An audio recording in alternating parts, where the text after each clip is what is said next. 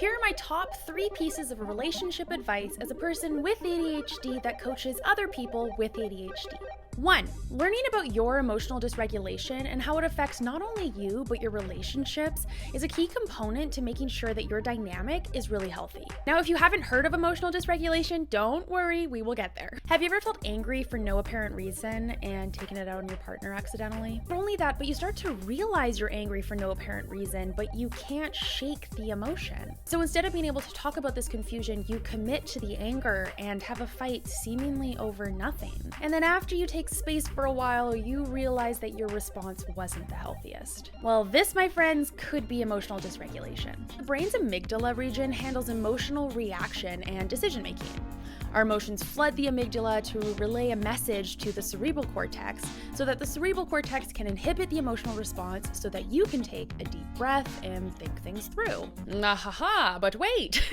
In the ADHD brain, this connection between the amygdala and the cerebral cortex is very weak. So this causes emotional reactions that seem out of sync with the cause, a difficulty calming down once the emotion has taken hold, and it may appear as though you are insensitive or unaware of others' emotions. So why does understanding your emotional dysregulation not only help yourself, but also your partner and your relationship?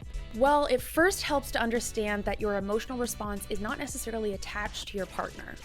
You may feel flooded with anger, but that may not be directly associated with your partner. Instead, your brain is simply unable to control the emotion. So the key strategy here is giving your brain the opportunity to make the connection between the amygdala and the cerebral cortex, and for us, that often looks like time.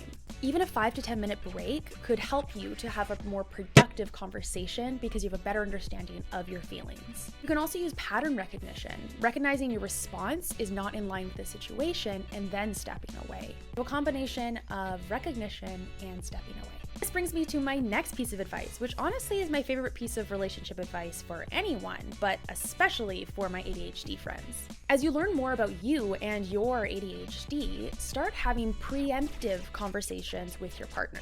This means instead of waiting to see your emotional dysregulation in action, talk about it when you are not triggered, emotional, or in a fight or flight situation. This will allow for better understanding between you and your partner and will help to educate them on the why behind your behavior. I often hear that folks with ADHD, though, have a huge fear of preemptive conversations because A, it requires a level of vulnerability, and B, there is a fear that your partner will not be receptive or may assume that you're expecting them to do some heavy lifting in the relationship to make up for some of your challenges. So how do you go about having these conversations with your partner, educating them instead of triggering them? Well, it's key to make it clear that these challenges are a result of the ADHD and not them.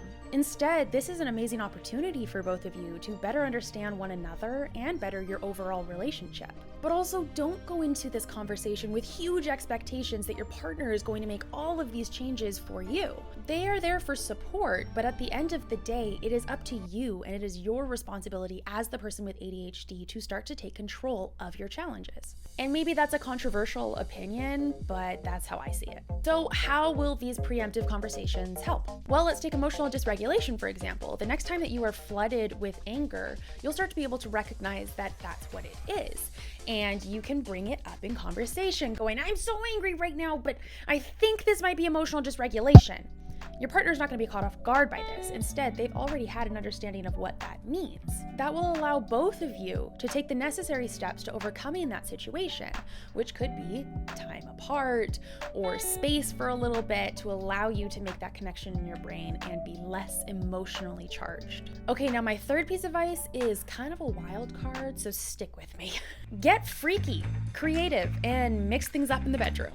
Yes, you heard me. Kink that shit up. Get real wild, real freaky, and truly just mix it up. The amount of times that I've heard someone with ADHD say that they either don't enjoy sex or they really struggle to get into the mood is wild. Intimacy is, of course, not necessarily the most important part of a relationship, but it does matter. And also the last 2 tips were just so vanilla, so I really wanted to spice things up, but so why is it important to mix things up when things are feeling dry, literally? ADHD brains are easily distracted. This is not new information. But when a partner initiates intimacy with the expectation of a quick turnaround from step 1 to a home run, our ADHD brains may not have the necessary stimulation to become aroused, thus leading to underwhelming sex. Not only that, but if we always know the who, what, when, where, and why, we can lose interest easily. In the same way that we cycle through hobbies and interests, we also cycle through our sexual interests and what gets us aroused. So mixing things up allows us the opportunity to see what new things arouse us. Building a sense of uncertainty and mystery into your sex life can really revamp things in the bedroom. And I won't give you the specifics on ways to spice things up in the bedroom. I will leave that up to you. But I hope it's fun.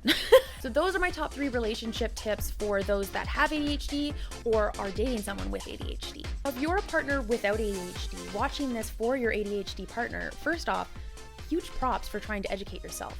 Amazing stuff. Secondly, make sure that you have a conversation about the things you're learning to ensure that it does relate to them. ADHD is quite the variety and not everyone's looks the same. These are my top 3 favorite tips, but your partner might have already nailed down step 1 and step 2, and now they just want to nail you for step 3. So anyways, I love you so much. I hope that you learned something. And as always, if you haven't been told today already, I am proud of you. Mwah! Oh yeah, I also forgot to mention, at 10,000 subscribers on YouTube, I'm doing a massive giveaway. So can you help me get there? Because I would really appreciate it. And also, it just would be real fun. Okay, bye!